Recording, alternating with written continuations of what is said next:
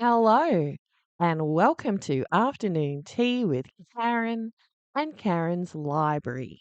Today's theme is The Handmaiden's Tale. We're going to do something in Adelaide that has not been done anywhere in the world. Ever since Roe v. Wade was overturned, we've been seeing these tired Handmaid's Tales photos by pro-abortion activists. Like every time they want to bitch about Trump or there's a pro-life law that's been passed, they just get dressed in their Handmaid's Tale garb and they stand there with their signs saying abortion is healthcare and abortion is pro-women. And what they're essentially referring to is Margaret Atwood's book, which is about a dystopia. And every time I see one of those photos, it makes me so angry because I think, is there anything that could be more dystopian than injecting a baby with poison and then delivering them dead or in pieces? Today, we're going to flip the script on this. We are heading to South Australian Parliament. I've asked some girls to join us. I think we've got about 10 young women who are going to be our Handmaid's Tale women. And we're going to have a big sign to expose what the true dystopia is. So I don't know how this is going to work out.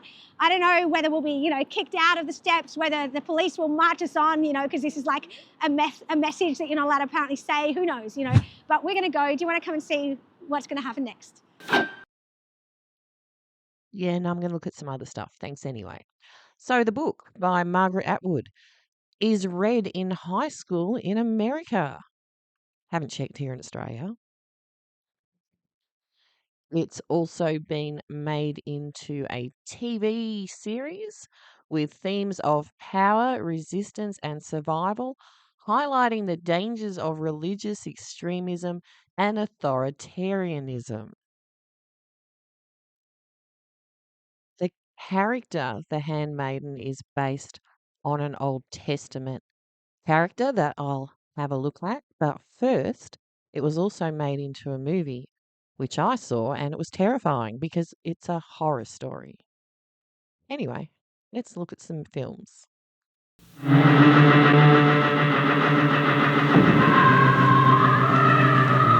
Once upon a time in the recent future, a country went wrong.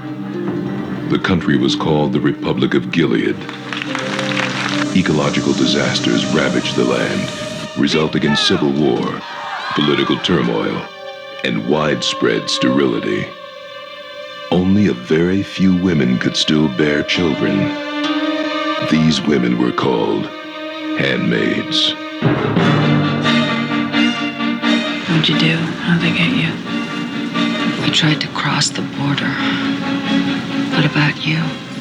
Gender treachery. I like girls. Christ, they could have sent you to the colonies.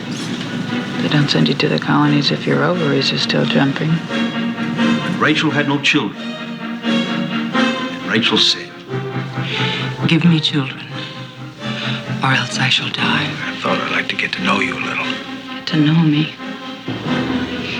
Yes. She's probably sterile. Don't they test them, the men? No. She couldn't conceive, could she? So what happened to her? She hung herself. Maybe you should try it another way. What other way? Another man. What about the commander? We just won't tell him, will we? I'm going to have a baby. You're lucky to that. So will she. Come on. You know it's yours. And I won't let them get it. You want to get out. Could we get out together? Maybe. Natasha Richardson, Faye Dunaway, Aidan Quinn, Elizabeth McGovern, Victoria Tennant, and Robert Duvall as the commander. The Handmaid's Tale.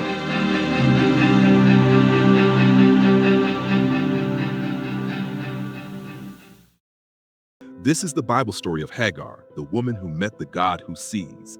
And in the end, we'll uncover 6 powerful life lessons from her journey, lessons that could change your life forever. Scene 1. Who was Hagar in the Bible?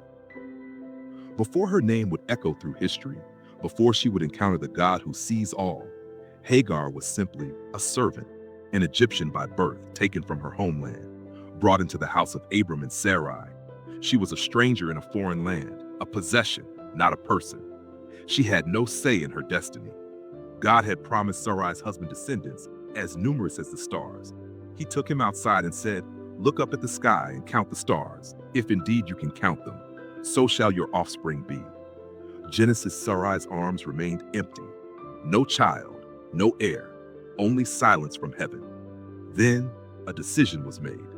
Scene 2, what happened to Hagar? "The Lord has kept me from bearing children," Sarai said. "Go, sleep with my servant. Perhaps I can build a family through her." Genesis 6:2, it wasn't a request, it was a command. Did Hagar hesitate? Did she dare refuse?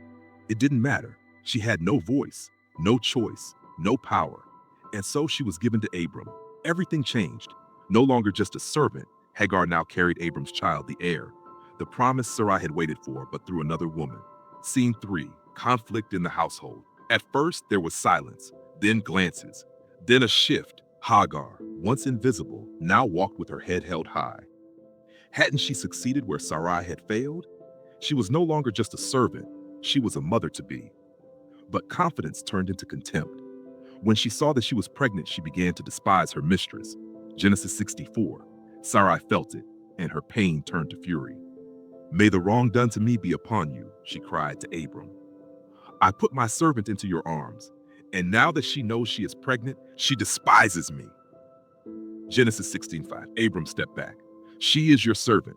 Do with her as you see fit." And with those words, Hagar's suffering began. 4. Hagar runs into the wilderness. Cruelty followed her, harsh treatment, endless tasks. Until one day, she ran into the wilderness, into the desert, pregnant, alone, afraid. She ran from Sarai straight into the unknown, but she was not unseen. Scene 5. God finds her in the wilderness. The sun burned overhead, the wind stung her skin. She clutched her stomach, shielding the life within. Each breath was agony. Then a voice, a figure, by the spring where she collapsed. "Hagar, servant of Sarai, where have you come from? And where are you going?" She gasped. She was not alone. This was no ordinary traveler. This was the angel of the Lord, and he knew her name. To Abram and Sarai, she was just a servant. To the world, she was nothing. But to God, she was seen. Scene 6. God's promise to Hagar. "Go back to your mistress and submit to her," the angel said. Genesis 16:9. A return to suffering. But then came the promise. "I will increase your descendants so much that they will be too numerous to count. You will give birth to a son, and you shall name him Ishmael, for the Lord has heard your affliction."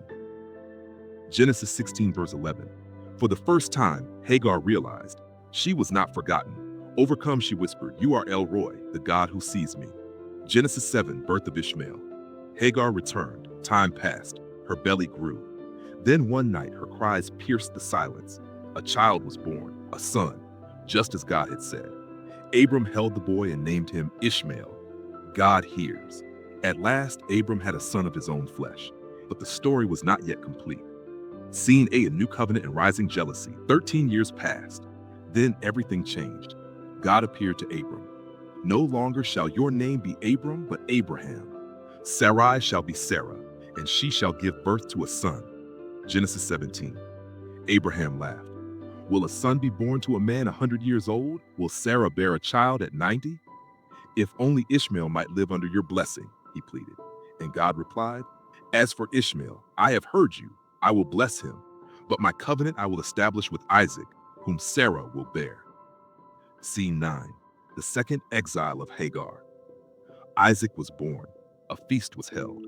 But then Sarai saw Ishmael mocking. One moment, one look, and the fire ignited. "Get rid of that slave woman and her son," she demanded. "That boy will never share in the inheritance with my son." 10. Abraham's heart broke, but God said, "Do not be distressed. I will make Ishmael into a great nation too." Genesis 21, verse 12 to 13. And so Hagar and her son were sent away. Scene 10, the God who still sees. The desert was cruel, the sun unrelenting, their provisions gone. Hagar placed her son under a bush and walked away. "I cannot watch the boy die," she wept. But God heard the boy crying, and the angel called from heaven, "Do not be afraid. God has heard. Lift the boy and take him by the hand. I will make him into a great nation." Genesis 21, verse 7 to 18. And God opened her eyes. There was a well.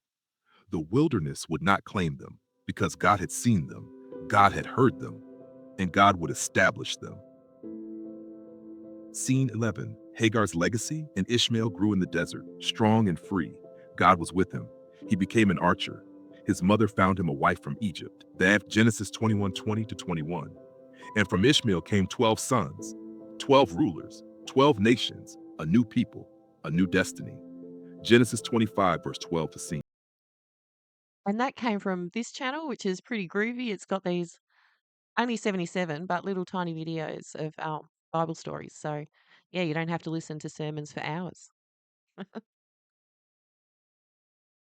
That'll do. See you later. Bye.